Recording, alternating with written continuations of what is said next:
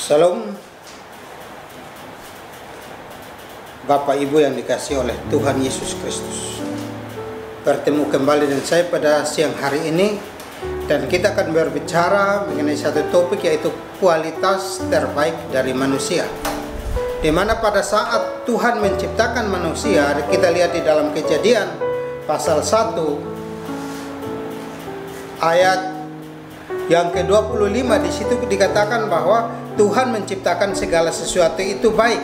Namun kalau kita lihat di ayat yang 31, Kejadian 1 ayat yang 31, di situ dikatakan setelah Tuhan selesai menciptakan manusia, maka Tuhan berkata bahwa semuanya sangat amat baik. Jadi pada saat penciptaan segala sesuatu, maka Tuhan berkata bahwa ciptaannya itu baik. Namun ketika selesai menciptakan manusia dengan tangannya sendiri, dan Tuhan menghembuskan nafasnya ke dalam manusia, maka Tuhan berkata bahwa sungguh amat baik. Artinya Tuhan menciptakan manusia dengan kualitas yang sangat amat baik. Oleh karena itu beberapa hal yang harus kita lihat di dalam kualitas tubuh manusia yang unggul, di mana diciptakan oleh Tuhan atau ditempatkan Tuhan di dalam kehidupan manusia itu. Yang pertama adalah otak.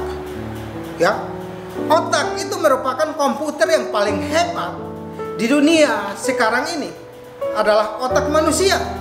Otak yang terus diasah dan dilatih untuk berpikir menjadi modal yang tidak habis untuk menghasilkan hal-hal yang inovatif. Otak manusia itu menciptakan keindahan. Otak manusia itu menciptakan teknologi yang begitu canggih. Karena itu, pakailah otak kita setiap hari untuk menyelesaikan tugas kita dengan baik serta tuntas. Hal yang kedua yang dimiliki oleh manusia adalah senyum. Senyum itu merupakan pakaian yang paling indah di dunia. Senyum membuat seseorang menjadi lebih menarik. Bahkan senyum itu akan membuat seseorang enak untuk dipandang. Bahkan seorang filsuf pernah berkata bahwa lebih baik melihat wanita berwajah biasa-biasa yang selalu tersenyum daripada melihat wanita cantik yang selalu cemberut. Oleh karena itu, senyum merupakan modal yang terbaik yang dimiliki oleh kita sebagai manusia untuk membangun hubungan dengan sesama manusia. Kualitas yang ketiga adalah kejujuran. Kejujuran merupakan modal terbaik di dalam kehidupan manusia. Orang dunia berkata bahwa kalau orang jujur tidak akan beruntung. Namun hal tersebut bertentangan dengan firman Tuhan, di mana justru firman Tuhan berkata bahwa orang jujur itu akan mujur. Di mana kita bisa lihat di dalam Amsal 14 ayat yang ke-11 berkata bahwa rumah orang fasik akan musnah, tetapi kemah orang jujur akan mekar. Oleh karena itu, peliharalah kejujuran, karena itu yang membuat Tuhan dan manusia mempercayakan banyak perkara atau mempercayakan banyak hal kepada kita dan juga kepada Bapak Ibu semuanya. Hal yang keempat yang Tuhan titipkan di dalam pribadi manusia, yaitu adalah kebijaksanaan. Kebijaksanaan merupakan kekayaan terbesar dalam kehidupan manusia. Orang yang hidup bijaksana tidak akan mengenal kata kalah. Atau orang yang hidup bijaksana tidak akan mengenal kata menyerah.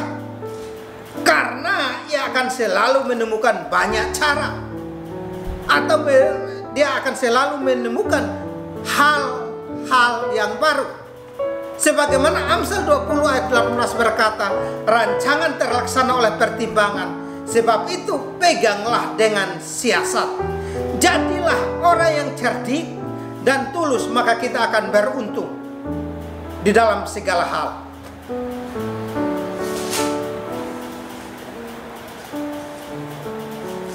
Hal yang kelima yang dimiliki oleh tubuh kita atau dimiliki oleh manusia adalah iman. Iman adalah aset terbesar di dalam hidup kita.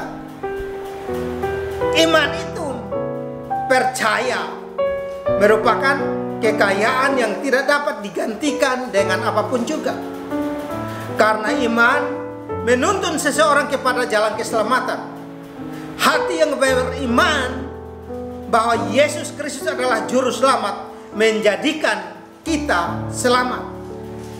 Jadi iman adalah aset terbesar yang dapat dimiliki oleh kita. Bahkan kita akan bawa iman itu sampai kepada kekekalan. Dan hal yang berikut yang dimiliki oleh kita manusia, sebagaimana Tuhan sudah titipkan di dalam hidup kita, adalah doa. Doa merupakan alat komunikasi yang paling hebat.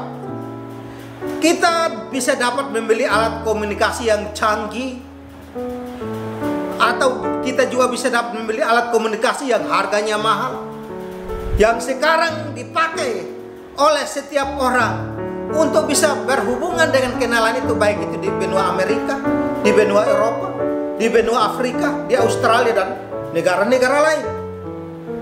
Namun hanya doa yang dapat digunakan untuk berkomunikasi dengan Tuhan. Hanya doalah kita gunakan untuk meminta pengampunan kepada Tuhan. Hanya doalah yang kita gunakan untuk meminta pertolongan kepada Tuhan.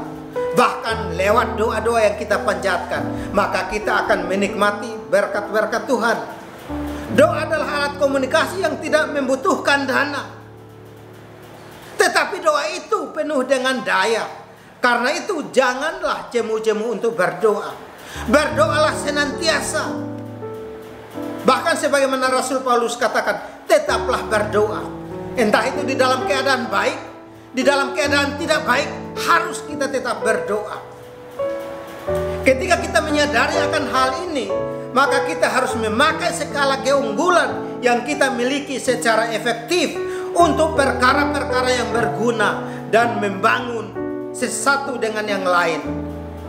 Maka lewat kualitas terbaik yang Tuhan sudah titipkan dalam hidup kita, maka kita memakainya untuk membangun satu dengan yang lain. Selamat mempraktekkan kualitas yang Tuhan titipkan di dalam diri kita.